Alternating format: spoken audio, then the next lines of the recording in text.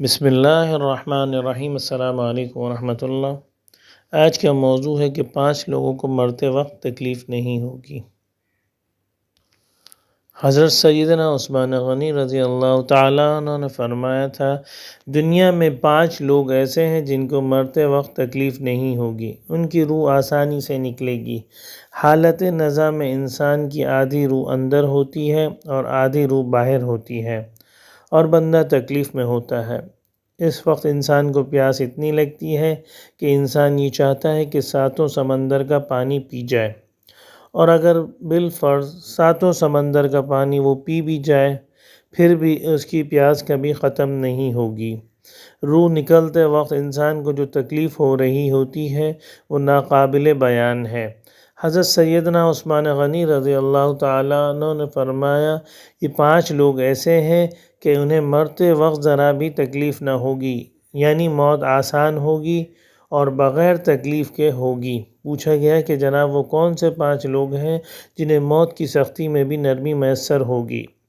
تو فرمانے لگے کہ سب سے پہلا شخص وہ ہے جو اپنے ماں باپ کی موت کے بعد، یعنی ماں باپ کے مرنے کے بعد وراثت کا حصہ اپنی بہنوں کو پہنچانے میں جلدی کرتا ہے، یعنی وراثت کا حصہ اپنی بہنوں کو جلد اور بر وقت پہنچاتا ہے۔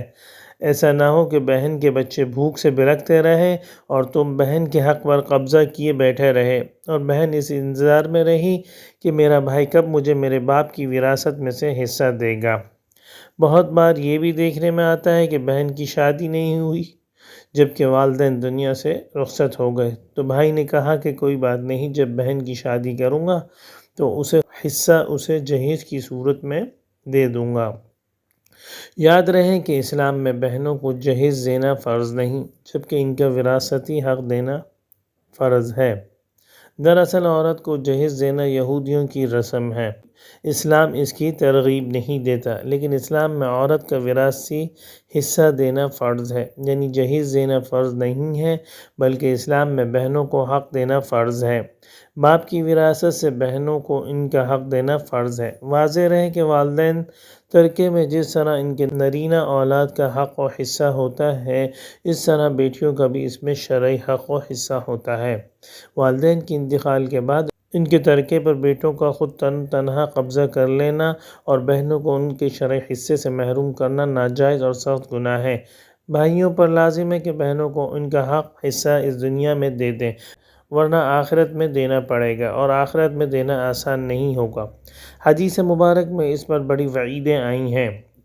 حضرت سعید بن رضی اللہ تعالیٰ عنہ فرماتے ہیں، رسول اللہ صلی اللہ علیہ وآلہ وسلم نے فرمایا، جو شخص کسی کی بالش بھر زمین بھی ازرائے ظلم لے گا، قیامت کے دن 7 زمینوں میں سے اتنی ہی زمین اس کے گلے میں توق کے طور پر ڈالی جائے گی۔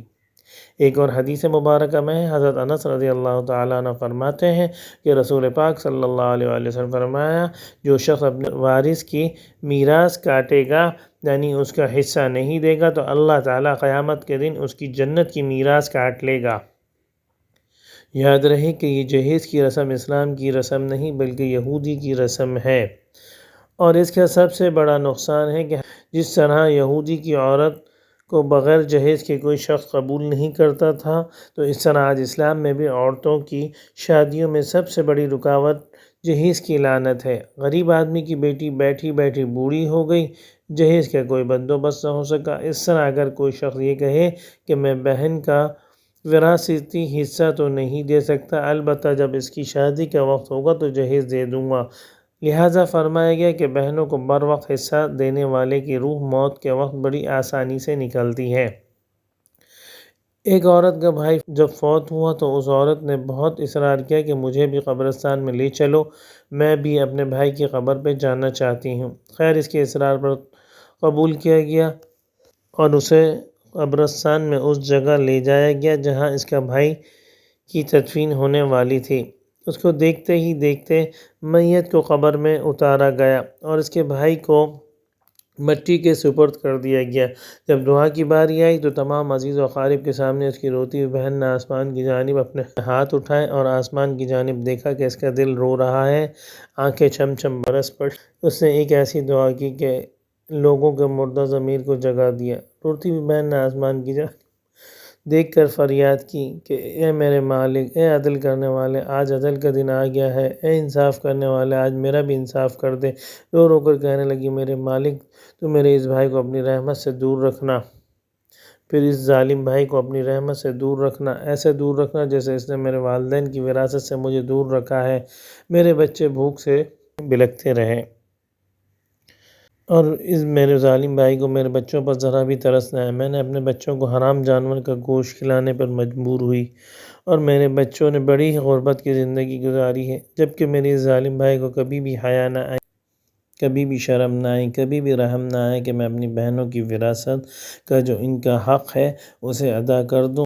اے میرے مالک، آج تو انصاف کر دے، اور جس طرح سے اس نے میری وراثت کے حق میں سے مجھے دور رکھا ہے، اس طرح تو اسے اپنی رحمت سے دور کر دے۔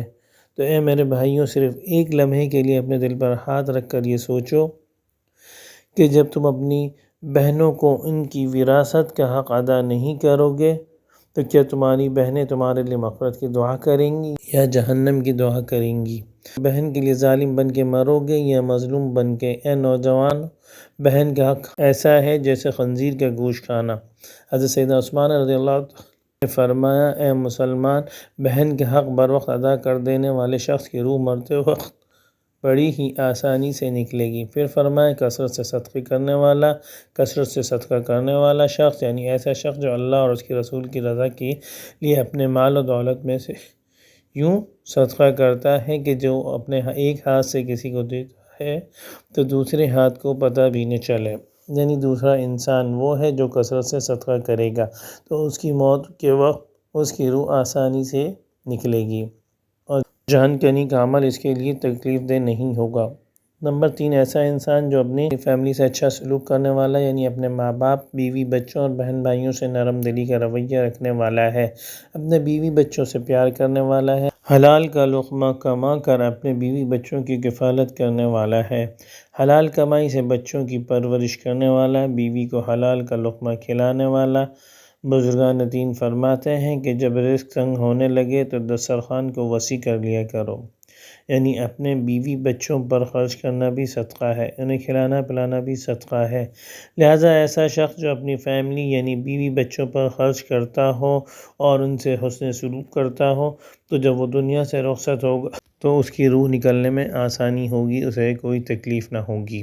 اسی طرح عثمان غنی رضی اللہ تعالیٰ نے فرمایا، جو شخص یہ سوچ نماز ادا کرتا ہے کہ جو نماز وہ ادا کر رہا ہے وہ میرے نبی کریم صلی اللہ علیہ وسلم کی آنکھوں کی ٹھنڈک ہے، یعنی 5 وقت کا نمازی انسان، نماز دین کا ستون ہے، نماز مومن کی معراج ہے، اسلام و کفر میں تفریق ہے، تو 5 وقت کا نمازی موت کے وقت کسی قسم کی سختی میں مبتلا نہ ہوگا۔ پھر فرمایا، 5واں شخص وہ ہے جو قرآن کی تلاوت کرتا ہو، یعنی خود بھی پڑھتا ہو اور دوسروں کو بھی قرآن سکھاتا ہو۔